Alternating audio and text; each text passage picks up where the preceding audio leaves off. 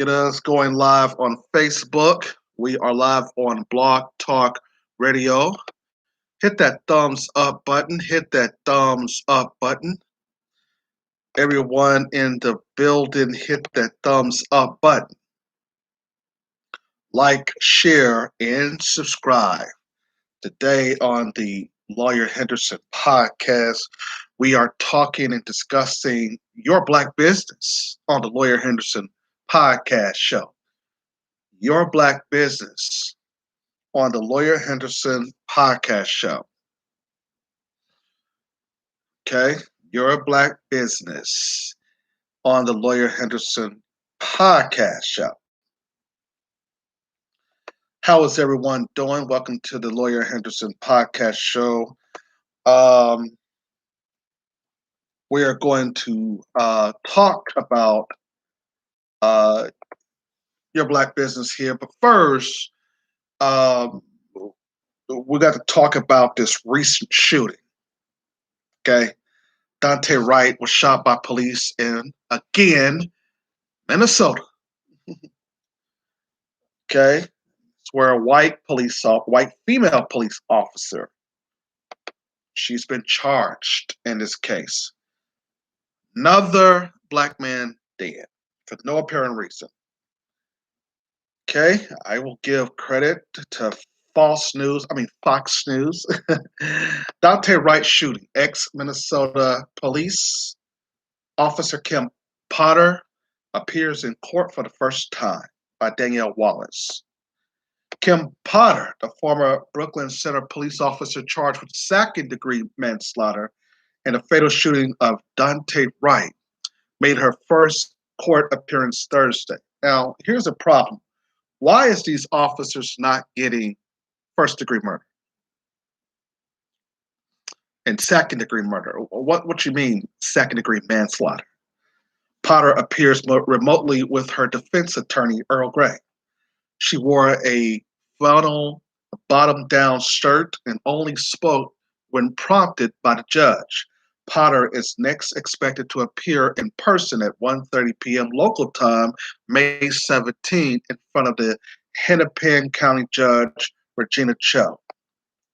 During the hearing, Potter was visible only briefly when her attorney pointed his video camera in her direction. Potter was also told she is not allowed to possess the use of transport firearms, ammunition, or explosives during the duration of her case. Hennepin County District Court Judge Paul S. Scoggins said during the brief appearance. Potter, a 26-year-old veteran of the force, former head of the local police union, was released from Hennepin County Jail just before 5 p.m. local time Wednesday after posting a $100,000 fine. So they're still up here killing unarmed black people without no apparent reason. So we had to report on that. That's the breaking news that's coming again out of Minneapolis, Minnesota. Talking about the tragic death of Dante Wright. Yeah, ladies and gentlemen, you can keep it on here. We are talking about your black business today. 516-418-5867 is the number to call in. If you're listening on Facebook, the business hour is now 516-418-5867. We're talking about why we should now start supporting black businesses.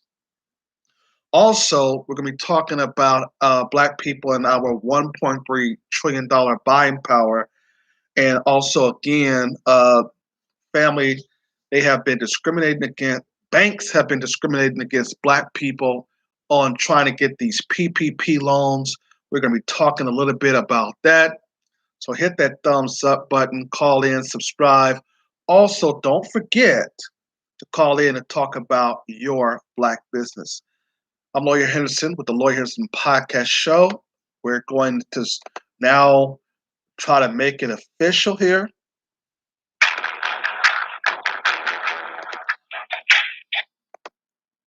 Hold on. That cut off. Okay.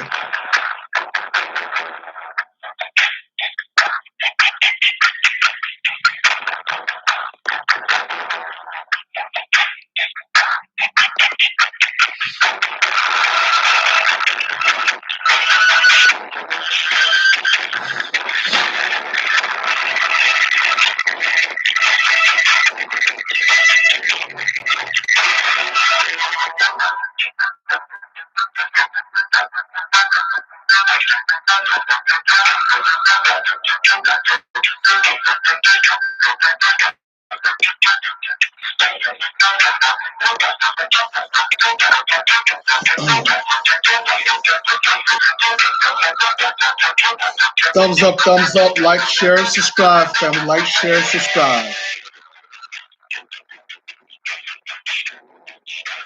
Like, share, and subscribe.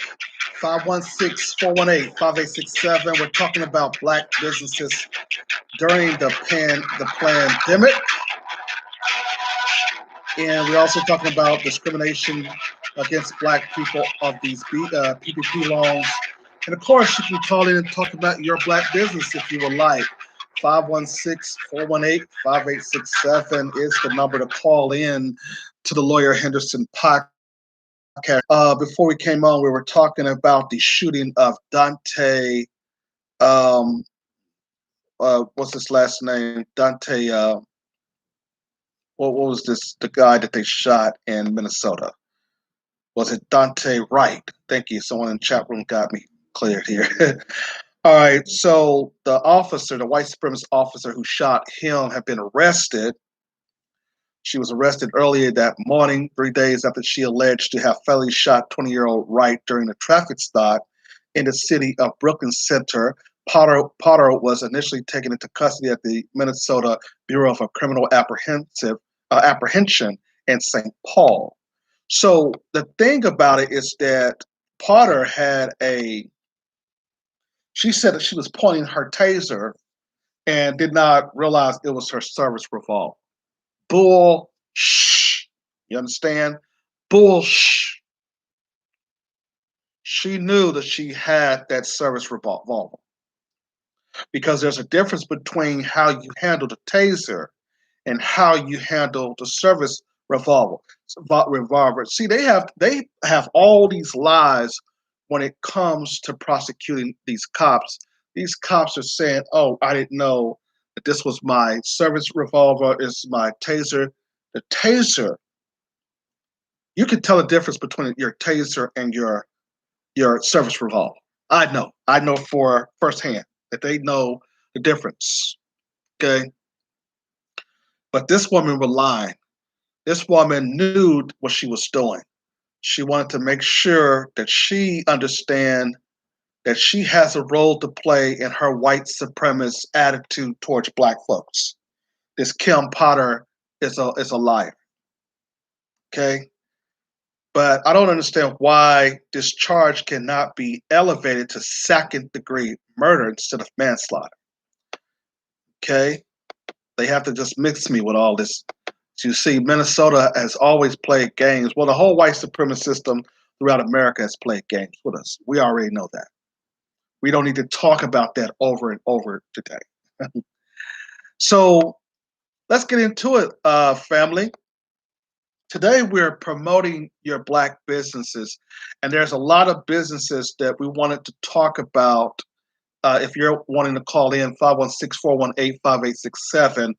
But we're going to be discussing on the skirts of businesses that are forming and black people, black men and women who wants to start certain businesses and do not have the opportunity or do not know how to go about doing that. We're going to talk about also the discrimination in the PPP loan process that these banks, we often said, our famous, my teacher, the Honorable Amos Wilson, has always taught us that banks retard black economic progress. We don't understand why black people keep on, putting their money in these banks. Now, I understand that you have to basically put your money in for direct deposit when you get your money from the job or whatever. But I have always advocated that black people join credit unions if they can. Now, you probably will have a bank account because maybe you have to go get some emergency funds and the ATM machine or the bank is just right up the street. But hell, if you got a debit card with that credit union, there's still no excuse because you can still, it might be some fees. So I understand that point. But the problem is that banks retards black economic progress. And we should understand that banks are the central most um, they are I will say the real reason why black people do not have financing. As Dr. Johnson, Umar Johnson pointed out, yeah, you'll give me a loan for a car, you'll give me a loan for a home, you'll give me a loan for school, but you won't give me a loan for the business so that I can open up a business to pay that money back. That's what we're talking about here on the Lawyer Henderson podcast show. We're going to also talking about how black businesses were failing or collapsing after the pandemic, and also discrimination in these PPP loans. You understand? So we're going to be covering it. Now I know there's been other stories of that we should be covering right now, but I wanted to get into talking about these black businesses. I want to get into talking about the ideal that these businesses that we're trying to start in the United States fail, of course, within 1 year. That's because we are having, as black people, a hard time of financing. Okay? We're having a hard time of getting loans from these banks. Somebody talk black to me. 516-418-5867. That's the number to call. But it was Bloomberg.com back in June of 2004 that did an article called Black Business Owners Ranks. Hold on. The page slipped me here. Bloomberg, the article in Bloomberg really got us talking about this whole thing. Black business owners ranks collapse by 41% in the US lockdowns. And this is, I'll give credit, but we're going to use our fair use clause here. This article written by Michael Saso.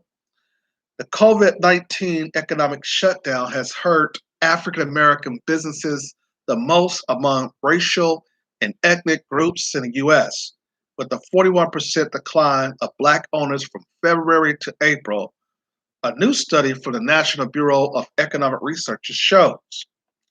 While the pandemic has hit entrepreneurs across the board, closing some 3.3 million small businesses at least temporarily, the sidelining of 440,000 African Americans was especially severe. Black owners may have far worse because fewer of them operated in industries deemed essential during the pandemic, among other factors, according to the NBER paper. Immigrant business owners also fared poorly with a 36% drop during the period. Now, every time they mention black folks, as you know, they have to always mention everybody else. They have to mention minorities, people of color, immigrants, Asian, Hispanics, poor whites. They have to bring us. Every time they mention us, it's always has to be somebody else included.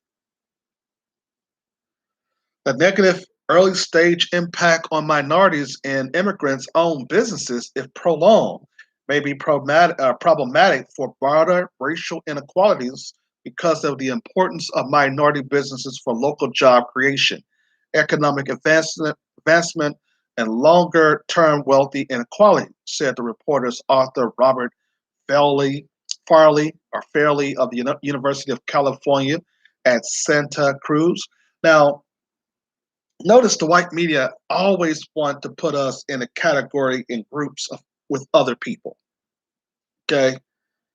They're always wanting to do that. That's their way of just saying that we're going to mix all you niggers up with these immigrants and other people. All of y'all are minorities. But we often told you in the black media that we native blacks we are the one who basically laid the foundation for America's economic system. And as we met media, every other race and ethnic group has abandoned their economies to come to basically be a part of the biggest economy in the world, and that's the United States, because of Black people's labor. Okay? So whenever they start mentioning this minority, these people of color and stuff, we are very, very, very, very, very area about that. But the article goes on to write, though, that the findings add to other data showing that the pandemic had broadly hit African Americans harder than other groups, with Blacks suffering higher rates of mortality from the coronavirus and greater joblessness, while unemployment among white Americans fell to 12.4% last month, according to data released Friday by the Bureau of Labor Statistics. And the jobless rates for African Americans rose slightly to 16.8%. The disparities put a stark spotlight on racial inequalities as protests continued nationwide in the wake of the death of George Floyd, an unarmed Black man at the hands of a white police officer in Minneapolis. Now, the ideal here is that this article was written last year. Okay, let's basically be frank about that. But what we have to understand is that Black people, we understand that when the white media does an article, they have to basically, like I said, call us minorities and all kinds of other things besides us being Black, Native Blacks. Okay? We understand that. In the Black community, we should have already known that. That's the first thing that you learn when you're listening to the Black media. We're telling you the truth about what the white supremacists are up to. You see, the white supremacists are up to playing their games with us. And so, therefore, we're going to continue this conversation on Sunday as well to allow you all to come in and talk about your business as well. But this is what we want to talk about. We want to discuss the ideal as to if we keep on promoting Black businesses, keep on making sure that they're able to hire, keep on developing. I was at a Black business. The company, I don't know if it's a Black owned, but I think it's a Black owned franchise, right? And I noticed that some of the Black people were complaining about the prices, right? We always in the Black community will complain about the prices of, our prices when we sell things be higher, okay, than the average price. The Black entrepreneurs sometimes, or a lot of times, do feel like they have to set their prices higher so they can make a return off on their investment. Okay. And I understand that even though if their prices were not high, then maybe a repeat customer will come back in there. But a lot of our Black business owners don't see it that way. They see it that, well, in order for us to meet to meet the demand, we have to elevate our prices up a little bit higher so that we can get a return up on our investment, because we paid $140 for this steak that we're selling, or some chicken that we're selling, wings, and we're not getting a return on our investment. So we sell the price, we uplift the price to this amount of money so that we basically could get more product. Or, if it goes spoil and the food is bad, we have to throw all that away. We can't sell that. So the average Black entrepreneur that it has a restaurant have to deal with food costs as opposed to food waste. Okay, we understand that. The problem is that if your food is high, well, the problem is that we're not going to come back if we know that we can go down to Wendy's and get a combo for $7. So what we have to understand is that when we create more franchises of Black-owned businesses when it comes to restaurants, maybe then our prices will go down a little bit. But I understand what the Black entrepreneur is up against. Okay, somebody talk Black to me. But these this ideal though to move us away from jobs and to make sure that we do talk business is very, very important for the Black entrepreneur because it is the Black entrepreneur that everybody is hate to support. They do not want to support the Black entrepreneur. And the question is as to, well, why is it that we're supporting everybody else besides ourselves? Why is it that Black people think that the grass is greener on the other side? We already know that they think that, the white man selling anything is colder. He has colder ice. His products is more valuable. Um, sometimes the cost is down. There's a lot of incentives when you basically uh, purchase from a corporation, for instance. So all of those things factor into why we see a lot of Black people not only spending at the malls on the white part of town, but we also see them what? Living on the white part of town. That's the reason why I look at certain types of Black people crazy when they say our community. And you be like, wait a minute, your community? No, you're staying in a white neighborhood. What do you mean your community or our community? So you have to really, really understand where we are here in our struggle to start businesses. Okay, but this is this is what they've been talking about. See, the article do not talk about though that there were certain types of people, including other whites and minorities, who had to rely upon the Black businesses. When the pandemic hit and all the stores was out of all some of the resources, there was Black companies that was striving because while it was out at Walmart or the white companies didn't have it, well, guess who they started to then call on? They started to call the Black businesses because the Black business still had a stock because at that point, nobody was really patronizing them. So when the pandemic hit, you had certain types of Black businesses that was able to then recap on the fact that, hey, the white companies, they're out of this product. Hey, here, we got it. You understand? And so they're trying to make sure that doesn't happen again. But but what our job is since the Asians have become so anti-Black against us, trying to claim that we're attacking them.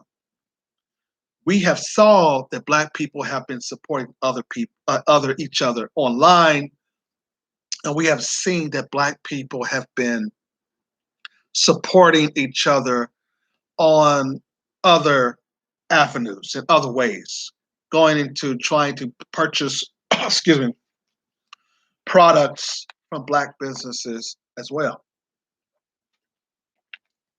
But Bloomberg article goes on to write, though, that the NBER study evaluated data from a federal government population survey to estimate the number of small business owners that has ceased operation from the pre-pandemic February to April, the first full months of COVID-19 related lockdowns. Now, remember, I told you in earlier reports that a lot of these mom and pop stores are not coming back. Okay, I told you that as well. The report goes on to write, though, that the report makes no assumptions about whether the owners will be shuttered only temporarily are permanently in a note certain government relief efforts that could help keep small business afloat, especially the 669 billion paycheck protection program. Now, this is at the beginning of the article that we're reading comes at the time where the pandemic was just hitting last year or after it hit last year. And where Trump set up the Paycheck Protection Program. But this was also, as I've often taught you, another way of using the pandemic because of redistributing the wealth and distribution. When I told you there that I was going to do, remember I was in my piece on the legacy of white supremacy, which I have to do again.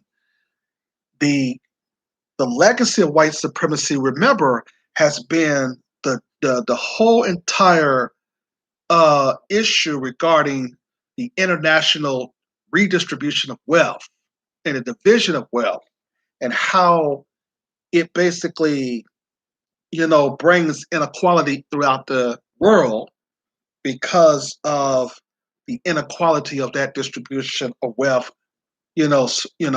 Everybody is not getting enough of their share of the pie, right? White people is getting all of the wealth in North America. Western countries are getting and seeing all of wealth. Remember, if you purchase my book, Foolish American Politics, I have a paragraph in there that talks about the economic inequality, where we talk about African nations and Latin countries. Basically, if they were not sending remittance payments back to their countries, right? Um, they would have basically those people in those countries would have remained poor. Okay, somebody talk black to me. So this paycheck protection program was about putting money into the economy so it can start a redistribution of wealth, not necessarily about this pandemic that they try to advertise a lot. Okay? 516-418-5867. That's the number to call in to the Lawyer Henderson podcast. We are live right now on Facebook and Blog Talk Radio. We're live also on YouTube. And we're going to continue our conversation about Black businesses. Hit that thumbs up button, like, share, and subscribe. Like, share, and subscribe. You can promote your business if you want to call in 516-418-5867. You can promote your business, or I'm just going to keep on talking about today's subject matter because I got a lot of stuff to get out here. A lot of information to get out about why we are basically promoting Black businesses now. And Ice Cube have told us rather, along with other people, have told us that let's not stop this momentum. Okay? If we see that Black businesses basically are getting a lot of support, why basically stop the momentum? Let's keep it going. Okay? There has been a lot of businesses on Facebook that we have basically been promoting, or y'all have been basically promoting, right? Okay. And all of those entrepreneurs either have a Facebook page or an Instagram page. Somebody talk black to me. And so all on those pages, I try to indicate that don't be selective. Like certain women, they like to be selective. They like to say, well, I'm a female and I'm only going to sell dresses and perfume and blah, blah, blah. You can't be selective. You got to also say, well, let me go ahead and create a man fashion division within my company as well. Let's, talk to other guys about, what type of cologne they wear, what type of shirts they wear, what something. always, as a woman, have a not only a female category but a male category as well. I know it's easy to sell to women because women, when they feel stuff, they be like, "Oh yeah, girl, I'll buy this," blah blah blah. But for men, I know it's kind of a little bit different because what I'm saying, we tend to just be very simple. We tend to go, okay, you selling this, well, I can go get that at the store, or we'll go in the store, we'll walk in, we'll get what we need, we're out of there. For women, of course, I know it's too different. They stay there for 3 or 4 hours trying to choose what dress they want to wear. Okay, we get that, but you still should have a category for men as well. You may have some cologne, like Polo cologne or something, that you want to, buy. I mean, sell on your website, and you might sell some any type of products, smell good products for guys. That would be your male section, your male category. I always tell women who I talk to on Instagram or when we're talking about businesses on the phone, don't be just selective. Okay, have a male category, even though if you don't think men will purchase online through you, still have that male category so that you can bring more money into your business. The ideal is that you have to try to expand. The problem with black people is that we are not really business owners. We basically are part-time transaction workers.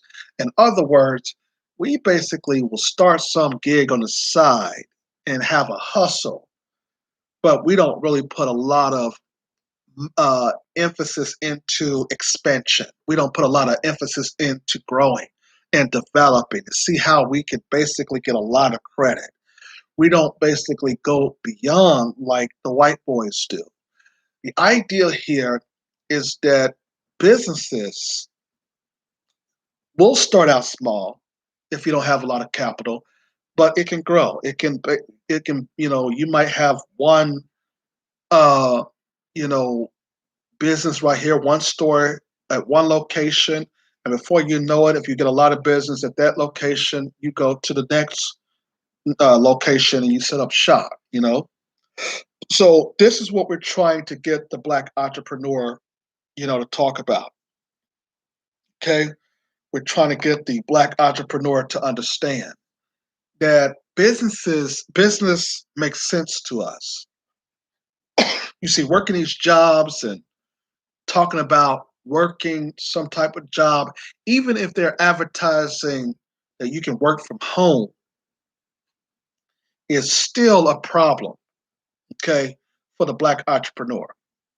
Okay, it may sound good, but the black entrepreneurs still get more incentives when they are a black business owner. They don't get a lot of incentives as a stay-at-home um, employee, or you're going to work and working at some executive job and you think that that's giving you all kinds of money.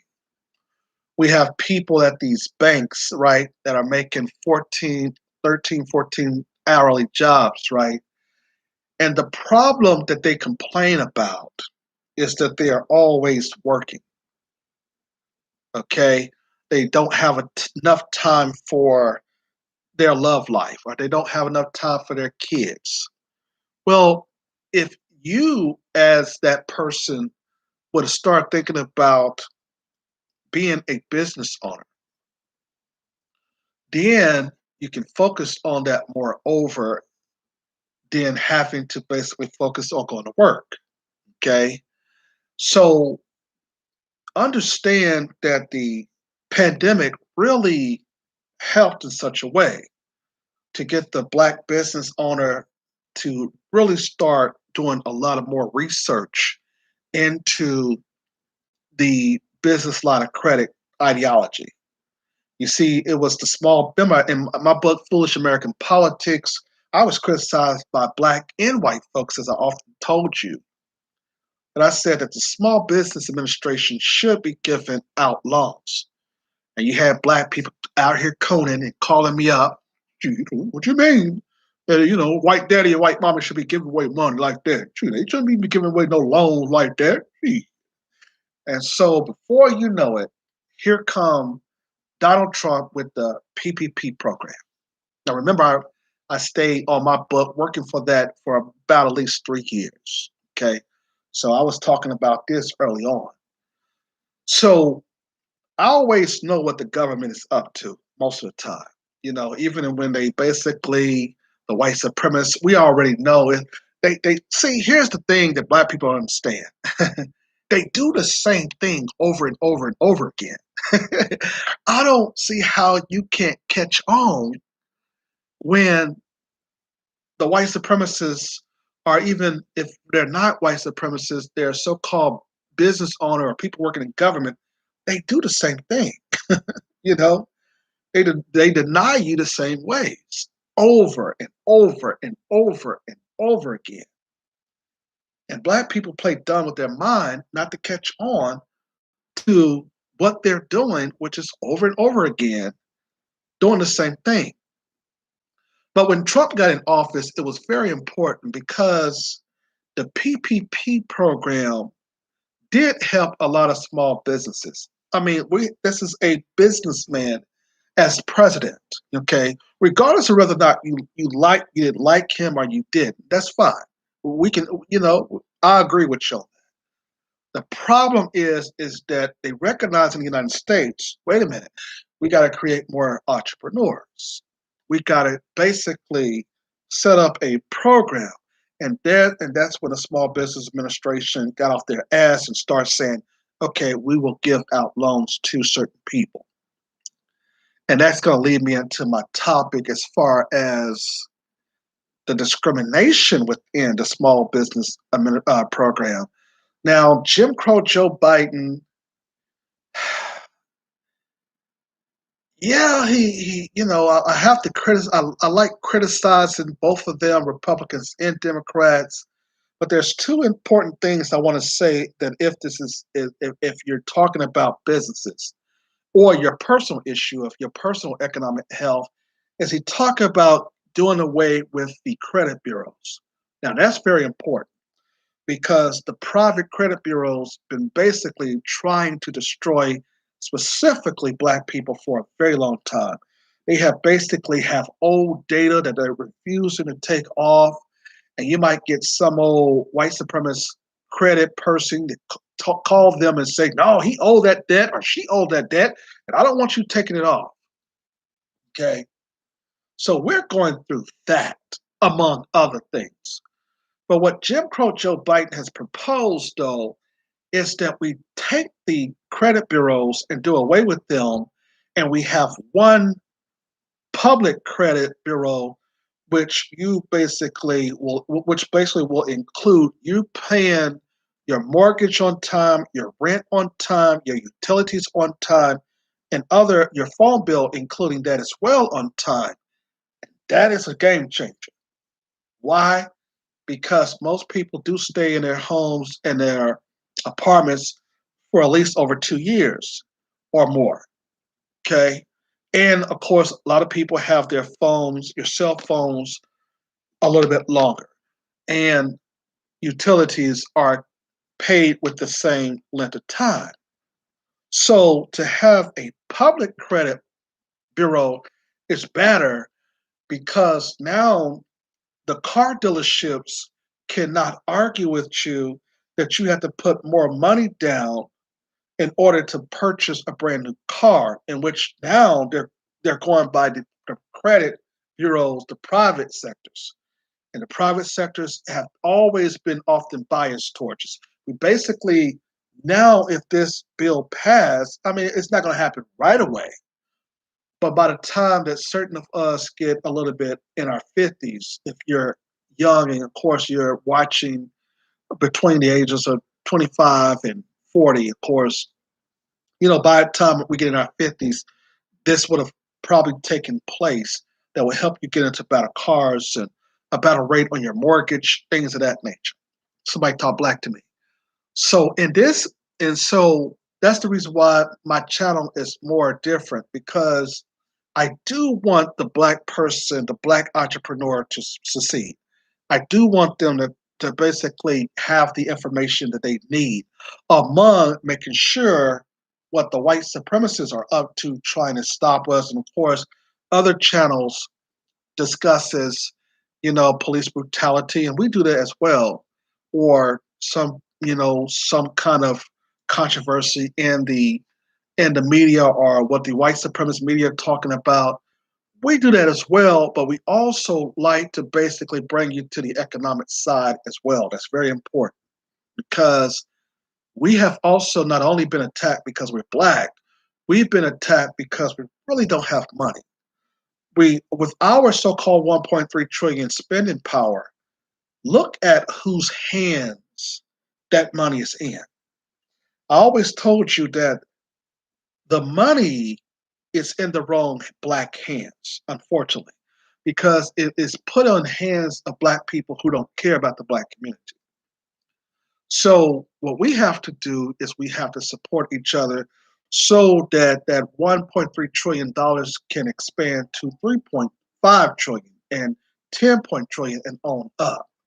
So that's the reason why other black people who do care about black folks in general and give a damn about their people, they're the ones who should have the money in their possession. Somebody talk black to me. So let's go to it's 516-418-5867. Before we go to the phone lines, keep it up, keep going on the 516-418-5867. I want to talk about now the discrimination with these PPP loan programs against us. Now, I told you all that these banks, whether it be Wells Fargo, Regions, BB&T, PNC, Chase, Bank of America, all of these, your big banks and your small banks, are not going to really give you a loan. Okay? Basically, is so stubborn that they're using the same kind of antidotes and decision makings now with the PPP loans to still discriminate against black folks. And you're not even supposed to check the people's credit to qualify them. You're supposed to go by their tax information, their Schedule C if if they are a independent contractor or a sole proprietor or LLC or what have you. These folks are still looking at your credit. They're still looking at if you're going to be able to pay the mortgage back, even though that the borrower can basically, apply for loan forgiveness. These people are beyond diabolical. And that's the reason why you don't put all of your money into no black bank. I mean, into no bank, even a black bank. You had T.I. and Killer Mike talking about we should support black banks. No, there's no such thing as a black bank. All banks retard black economic progress, no matter who is running it, because the setup of banks is designed for the shareholders to make profits and not the people in it. That's the reason why most people at banks always are denied loans.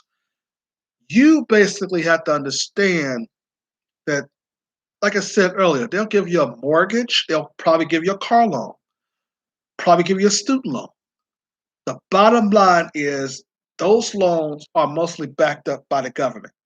What they won't give you is a business loan.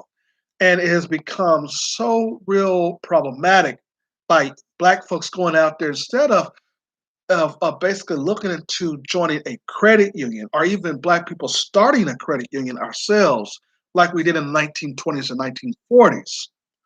We so foolishly put our money into these banks. Family that came out, Newsmax came out with a study that suggests that Black PPP loan applicants face discrimination at banks. We knew this. We knew that they were going to face this kind of discrimination, right? Because they're using the old model, old system, their way of thinking that they're going to save billions of dollars. They're going to continue to deny people loan. And most likely it's going to be Black folks. But I give credit to Newsmax and Torrin Dyson because last year they talked about, even though in the fact that the government has backed them up with these loans, Black people basically are still being denied PPP loans. The article written by Newsmax goes on to tell us that Black applicants have less success getting government-backed small business loans intended for businesses that have struggled during the coronavirus pandemic, according to new study. Okay, just that right alone tells you what? Government-backed small business loan. And these white folks still are saying no. You see how diabolical that is. Fool, I'm coming into your office. The business loan is backed up by the government, and you're still telling me no. How diabolical is that? The National Community Reinvestment Coalition experimented by sending Black and white applicants with roughly the same business profile and good credit scores to banks to get small business relief loans for their businesses during the coronavirus pandemic. On 43% of those visits, white business owners got better treatment than Black business owners, according to the study released earlier this week. The research revealed that each racial group received different levels of encouragement to apply for loans, different products offered, and different information provided by bank representatives. Okay? The test showed that old patterns of systematic discrimination and lending during magically disappeared when banks made PPP loans, says Jess Van Tol, CEO of NCRC. Okay, so let's stop right there. Thumbs up, like, share, subscribe, folks. So you see they're using the old model. Fool, you're not supposed to be checking my credit score. You're not supposed to be looking at if I'm bringing in a certain amount of revenue. What you're supposed to be looking at is, did I suffer at the hands of this COVID-19 coronavirus pandemic? Then taking that information from my tax returns to qualify me for a loan. That's all you're supposed to be doing. And to make sure that I'm a authentic person, a legitimate businessman, by giving you my driver's license, my bank account information, all of this stuff. And if I qualify meeting those terms, boom, put the money into my account, and then I'm either reliable to pay it back or I can apply for a forgiveness loan with the business administration. Instead of following that rule, these white supremacists said, hell no, we're going to still use the old tricks that we've used to deny you niggers bank loans. That's diabolical. The articles in Newsmax goes on to say that the study highlighted in an instance which Black customers didn't get a loan because he didn't have an account with the bank. A similar white applicant was encouraged to open a new bank account, then offered loan materials by the same representative. Banks still have a long way to go to root out discrimination, and clearly they need better training for their employees and more testing to create internal checks and internal pressures to drive out Racist practice, Van Toll added, end quote. You see, and yes, they hire black people. But I know that you all often get mad at Kevin Samuels when he talks about what black women should do, but he's right about this. They hire y'all to with that sassy talk that y'all have to weaponize their money. So in other words, you are the teller making 12, 13, $14 an hour just to tell another black person who really qualified for a PPP loan no. And then you're telling the white customer who's asking the same, who's applying for the same loan, well, well, Mister, we'll give you the loan. But we still encourage you to open up an account with us. You got black folks that have an account with Wells Fargo, Regions, all these other banks, and they're still saying no. And even if they were approving them, they're giving them the lowest amount possible. You see, this is what we're talking about when we talk about the diabolical sense of dealing with these people. We're talking about issues of discrimination with banks. That's the reason why it's foolish to put all your money into black banks. And I'm guilty of that as well. The bank loans are funded by the Paycheck Protection Program from the Small Business Administration, which hands out forgivable loans through lending institutions to small businesses that got rocked by the pandemic. You see? That's what the loans are designed for. Not like no personal loans that we get from the bank where y'all use these discriminatory models, these old-fashioned models to keep black people from getting loans. No, the Small Business Administration, the government said, no, don't use that model. If there's evidence that the business was hit by the COVID-19 and had to shut down, that's the model you use. Well, I don't care about that model. If some nigger coming in here offering wanting a PPP loan, I'm going to follow my model.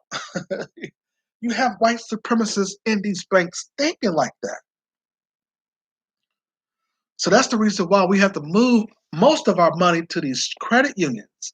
And like I said, we probably have to end up having to start as black folks our own credit unions, like we did in the 1920s and 40s, as I said earlier. The article goes on to write, though, that the $350 billion program was included as a part of a massive $2.3 trillion CARES Act relief package. In April, it received $321 billion when the initial funding was exhausted in only 2 weeks. Okay? So that's what we are at. These people are very adamant. They are very explicit of not giving black people no money to start businesses whatsoever because they want us to be employees. Now, we looked at other types of, we did other types of research on discrimination where we had white people were saying, well, they was being discriminated against as far as the PPP loans because of not only, as I mentioned earlier, about them not banking in the institutions, that they also, now you can't talk about white people being redlined. Have been redlining, we have been redlined ever since we came out of slavery when we talk about getting business loans. But there was a group of white people who sued the government, the Small Business Administration, almost in a sense of talking about they've been redlined.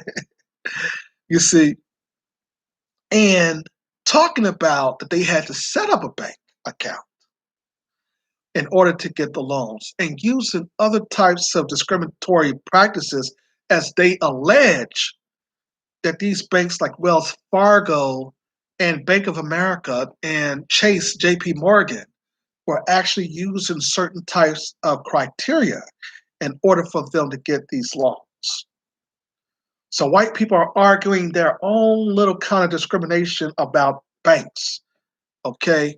But the problem is that they had to have paid out billions of dollars to somebody. It was definitely not a bunch of black folks or Hispanics or Asians. So they cannot be talking about discrimination when most of the billions of dollars went out to white and businesses and corporations. Even big white corporations like Boeing and all these other companies that really didn't need the money. You see, all these airline people airline, planes and what do you call Delta and all these folks got billions of dollars. I told y'all that Harvard University got some money from the PPP loan program. See, those are the people who got the billions of dollars. You understand? So they wanted to make sure that those people were afloat. Okay? So it is just crazy. Yeah. So the ideal is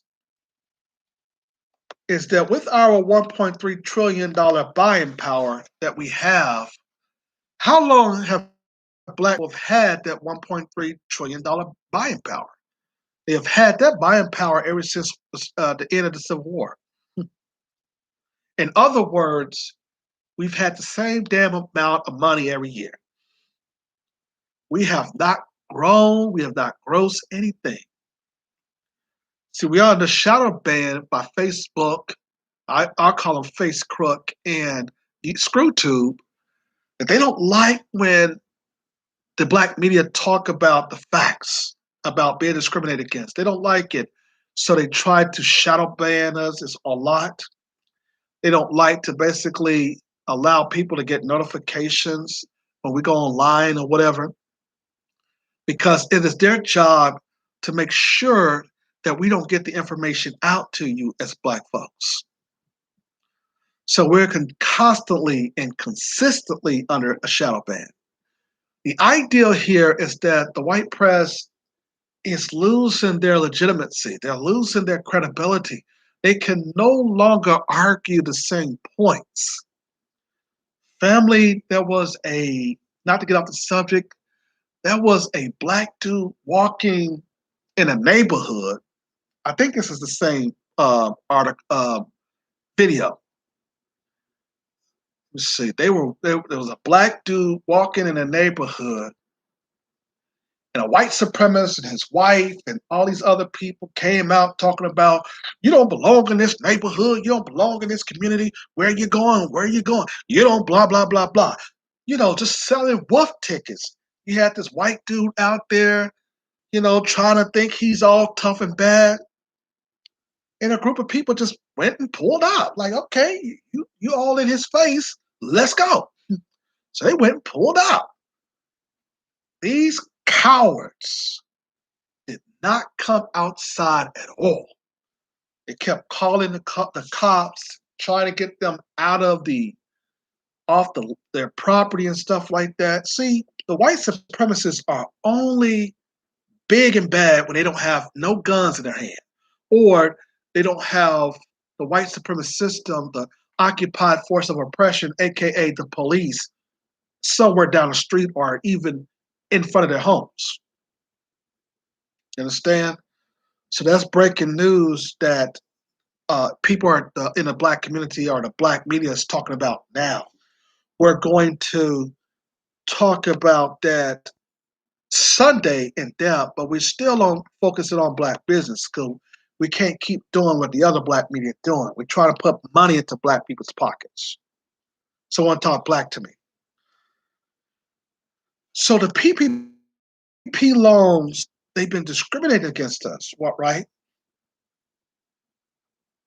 They've been trying to get us to go back to work. You got this labor commissioner here in Georgia, Mark Butler. Family, This white dude is trying to say, oh, since I'm a Republican, that's the reason why all these Democrats are after me and blah, blah, blah. Man, folks, the Department of Labor in Georgia have been so screwed up ever since this man took office 11 years ago or 10 years ago. This man basically cut off millions of people from unemployment without no real reason.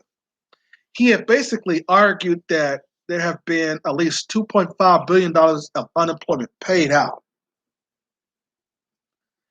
And the people and the politicians are saying, man, open up your doors. There's vaccines, everything is open now. So you'll be able to tell your folks they can go back to work. He's talking about, well, we had two people who have died from the coronavirus, and that's the reason why you're getting a slow response to getting your money. It's like, wow. So these people are holding on to lies. They're manipulating. They're everywhere in these offices manipulating. You know, it's always I'm white and I say so. It's not about having any type of information. So everybody else in all other states are basically don't really have a problem with their unemployment compensation, but there is a few things. But Georgia runs its unemployment its its system like a judicial bureaucracy, whereas you got to go before administrative hearing office and stuff like that. And I was thinking about running for that position, but see, I'm too controversial, so they probably won't elect me anyway. But no, let's go back to the subject here. The the article back to Bloomberg goes on to talk about that the study doesn't capture most of the second tranche of funding in the PPP program, which started at the end of April and reached many small firms that were shut out in the first round. A new bill signed last week gives small businesses more flexibility in how they can use the PPP loans, which can be converted into grants as long as owners follow program guidelines, among other changes, and extend the period in which the businesses can use the funds and still seek loan forgiveness to 24 weeks from 8 weeks. Okay, so they're going to be monitoring these loans, these PPP loans. That's the reason why a lot of people are getting convicted because they're spending the loans upon monies that things that they should be purchasing, like cars and stuff. I don't know why black men we go out there and buy all these cars just to impress people we don't like, or try to get some girl that we had a crush on since high school. It's ridiculous. You know what I'm saying? Just become a high valued male. You wouldn't have to worry about that. You see, we got this rapper out here. They convicted him not too long ago of PPP loans. So that is also the downside of it, making sure that you have receipts for the PPP loan if you got the money. The article goes on to say that overall, the number of operating business owners all groups fell 11.7 million in April from 15 million 2 months earlier, a 22% decline in the fairly calls unprecedented. Aside from blacks and immigrants, Hispanic small business owners also fared poorly with a 32% decline over the period, while Asians and females saw drops of 26% and 25% respectively. The number of businesses owned by white men and women fell 17%, the study says. Now listen, these Asian people, that's the reason why they are out there upset with black folks right now. And they're taking the white supremacist side. It used to be a time where black people would go into these Asian shops, they'll go into these restaurants and they buy all this food. And we're looking at it like, wait a minute. Why we keep on supporting y'all and y'all not supporting us? See, that pandemic really woke a lot of black folks up because black people we were looking at what really is in this Chinese food. Okay, not to be sound crazy, but you had some white senators, some white Republicans say, "Hey, y'all over there eating these bat soups and stuff." No, what? No, we really had to understand what was in these Chinese food. We as black people had to question that. So it was not that we stopped supporting Asian businesses. Is that no? We really want to know what's going on, what's in the meat. No, really, we want to know how y'all cooking this meat. You know, we really want to know that, um, because if we're going to support you, we got to know that we can't just be eating bat soup. We got to know what's going on here. And so, even though Trump and all these other white supremacists, they're the ones that was calling the Asian people out, black people got blamed for it. Oh, you niggers are not coming into our jobs our restaurants to eat no more. And then you had certain types of black women from these ghetto chicks, I should say, in the hood going into these weed shops, and these Asian men putting y'all all in headlocks and stuff. I was looking in the black community like, what the hell, y'all? What's going on here? Asian guys beating you up and body slamming you in these nail shops and these getting your hair done. Well, what's up, man? We will start understanding that we was trying to figure out how these Chinese people are cooking their food. I had a homeboy tell me not too long ago that he saw where a Chinese man he dropped like a chicken wing on the floor. He put it back into the plate of whoever he was serving. So it's not that we were being discriminatory.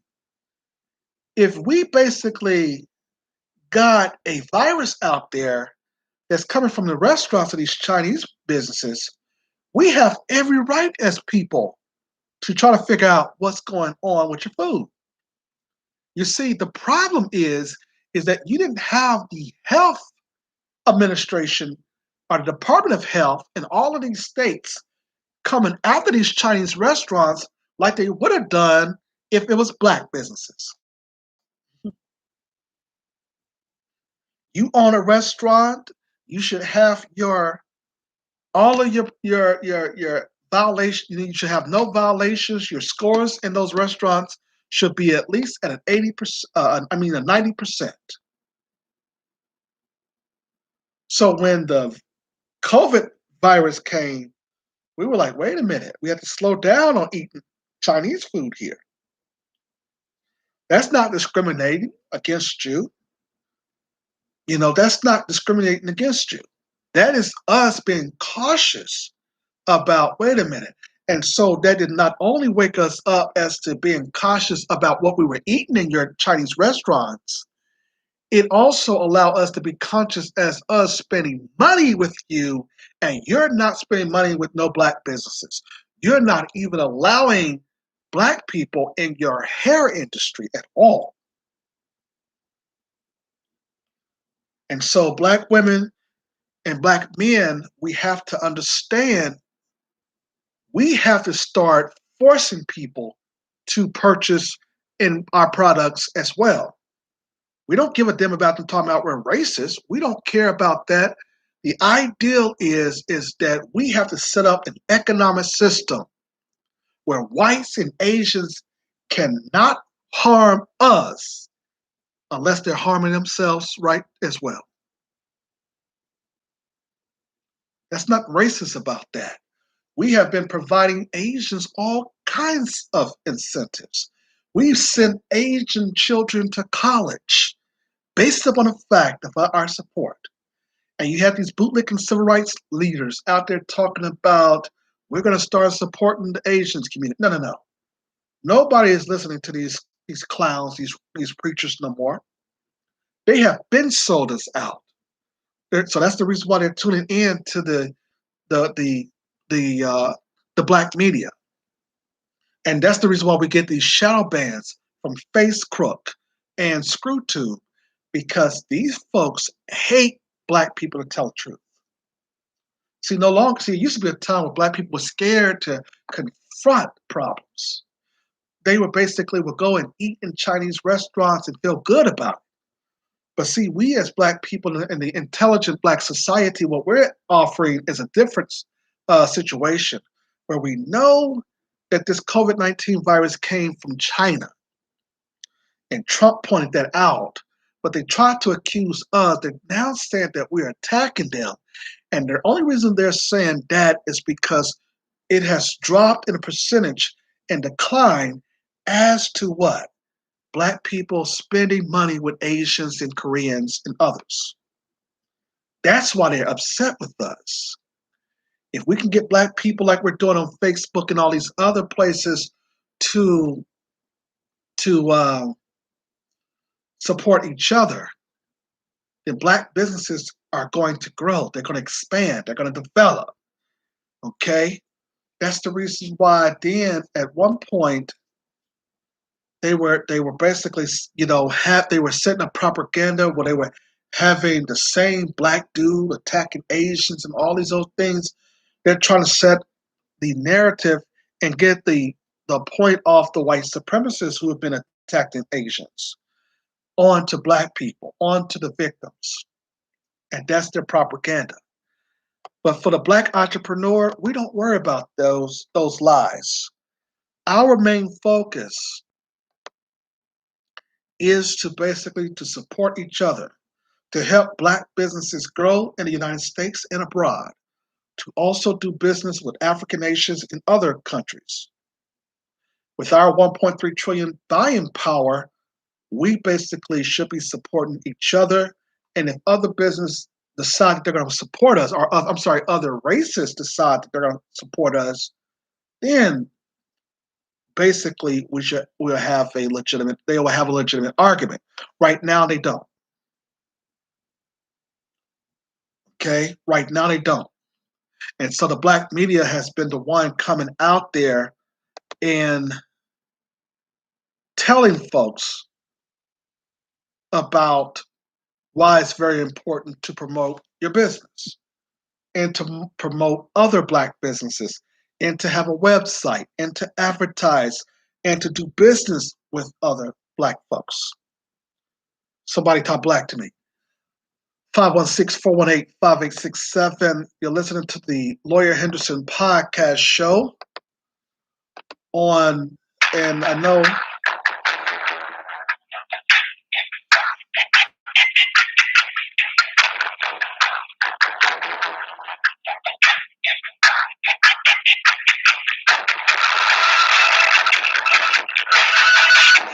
thumbs up, like, share, subscribe, family.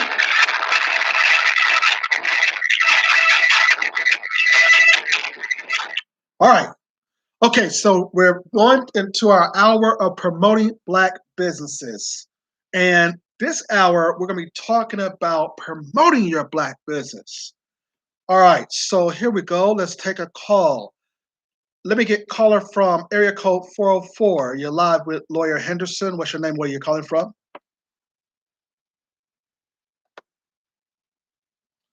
Hello? Johnny Taylor. Yes, Johnny Taylor with Solid Rock Solutions Group. Okay. Johnny Taylor with, what's the company name again? Sorry. Yes, it's Solid Rock Solutions. Oh, yeah, Solid Rock Solution. Hey, Janae, how you doing? I'm on yourself. I'm doing good. This is a very interesting business. You said that, tell us a little bit about it, what's going on with your business and how you started and how long you've been in business. Tell us a little bit about your business. Yes, actually, with Solid Rock Solutions Group, what we are is a trucking company and a dispatching services company, and we offer training as well for people who start their business in the trucking industry and start a dispatching services company or a trucking company. provide training. We offer a full dispatching services training. We also offer the freight broker agent training class as well as the industry training and coaching class. So we've been in business. I actually, again, I'm the owner of Colorado Solutions Group. I've been in the industry over 20 years now, probably about 23 years now. So I started my journey in trucking a long time ago, and I represent all ends of the business, from the trucking side to the freight side to the dispatching side, and I'm also a truck driver, cross-country truck driver as well. We've been at it for a long time. Okay. All right, that's very interesting because they said, certain women don't like that industry, or it's a shortage of women in the trucking industry. As a woman, what made you want to be a truck driver and get into that business? What basically inspired you to just say, you know what, I want to just do trucking? What was your um, reason for getting into the trucking industry? Well, actually, I started back in 1997 in the Army, actually. I got my Oh, experience from the U.S. Army. I was an 88 light truck driver back in the Army. And once I got out, I just continued to want in other areas of the industry as well. okay, I went all, the different areas of the trucking company, and also with the freight side. I worked for several companies, and then over the last about 10 years, I've actually been, doing myself and teaching other people and showing other people how to do it as well. So okay, my first start was, of course, back in the Army, and I just really love and a passion for trucks and have a big thing about the industry, and even more so, I love the idea that it's an essential business, hmm, and that's what just continues to, I've gone through the good, the bad, and the ugly of it. So now, again, I'm just years into it, I just enjoy sharing it with other people, and right, that way they come into the industry and really learn all about the industry, so they can maximize. okay. For somebody who's trying to, now you say you do dispatching, is that right? Yes, we Okay, actually have a 24/7 full dispatching services that we provide, as well as our 24/7 back office support that we offer to trucking companies and all that good stuff. And then again, we teach a dispatching class. Our dispatching training class is available online. okay, We do have live classes on the weekend, Saturday and Sunday, 12 to 5 Eastern time. And I also have an on-demand training course for people who's not able to, come to us on a live online class at a certain time, and they're looking for more of a self-paced and being able to get all that great information. Now, great thing about with our on-demand training class, it hmm, also gives you full access to all of our live training classes and sessions. okay. All right. For someone who's trying to get into to work with you, how would they be able to contact you? Yes, absolutely. They can actually reach out to us. My phone number directly is 404-960-1766. Or they can just visit our website at www.solidrocksolutionsgroup.com. And there you'll see our contact information as well. If Okay. you want to reach out to me directly via email, feel free to reach out to Johnny Taylor at yahoo.com. That's JOHNITTAYLOR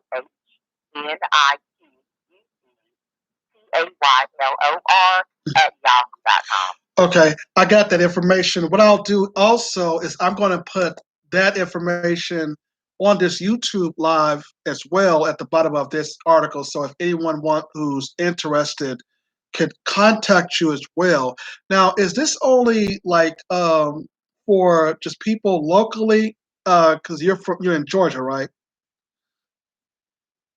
Yeah, they can actually live anywhere. We have contractors pretty much all across the United States. Okay. Me being a cross-country driver myself, I've been to so many different places, and those places that I know that are very popular places, I market very strong in all those different areas. So we have people from everywhere. And the great part about it, everything you work from home. So you're not having to worry about going to a particular office or anything like that. You're not having to worry about that, being in one location. This is the industry of trucking, and again, it's huge. So it's trucking everywhere. So there's wide open opportunity to get into this lucrative industry. Okay. Yeah, no, I do know some truck drivers, and they say they make some good money. So the person who worked with you, let me get this. Do they have to have their own truck, or do your company provide it, or how did that work? They have to come with their own. They have to be what it's called a owner operator, or how would that work?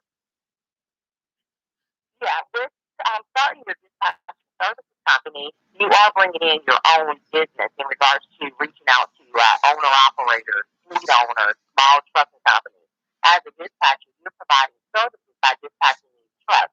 Now, the difference between with Solid Rock, we're not just a dispatcher or a dispatching company, we're actually a dispatching services company.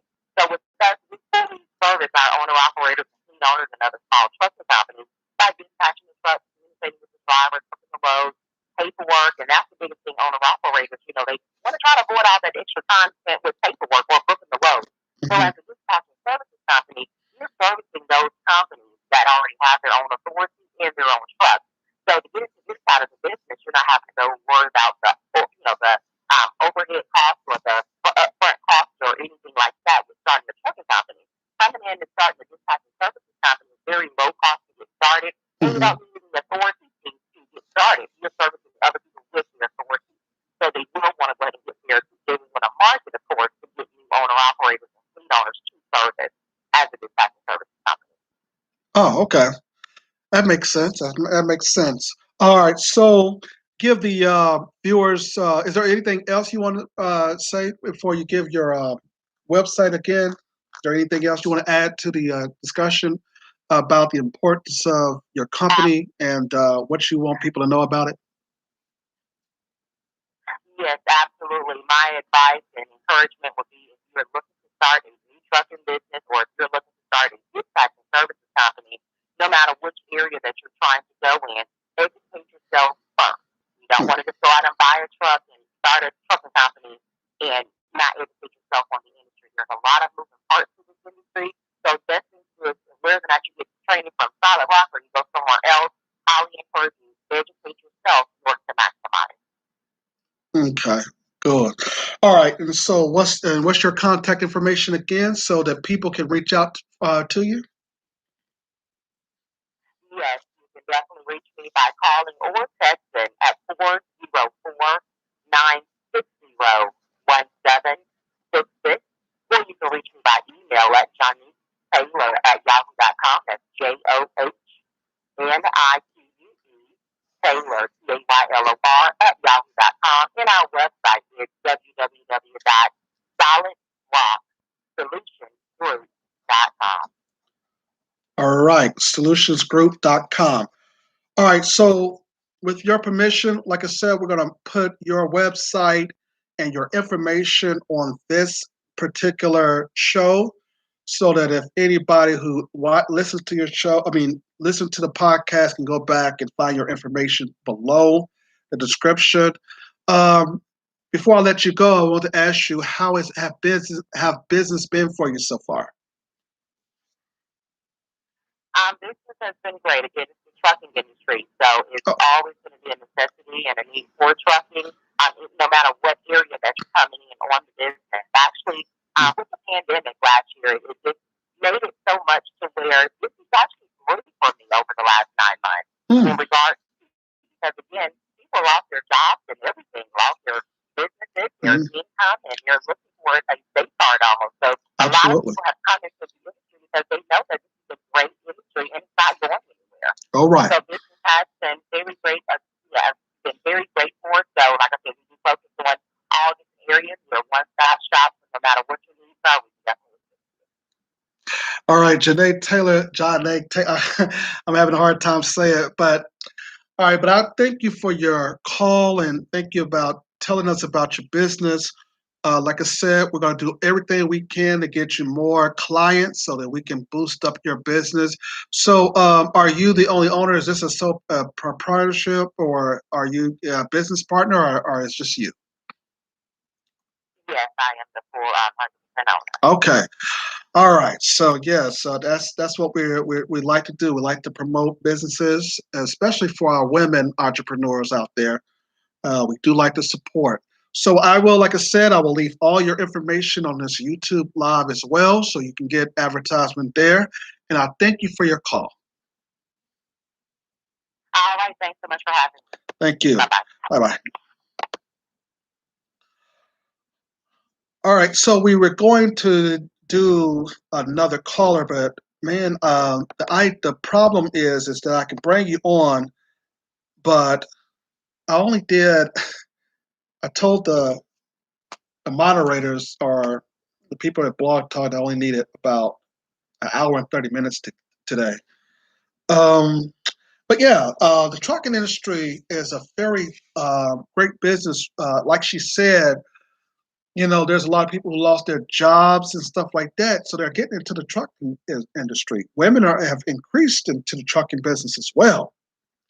And if you want money, this is the time to really, really, get into the trucking business. And so for those of you who want to get into that business, or if you have to have your own truck and as well for her to work with you, because I think she said that she is a dispatcher and they help you with all of your needs while you're on the road.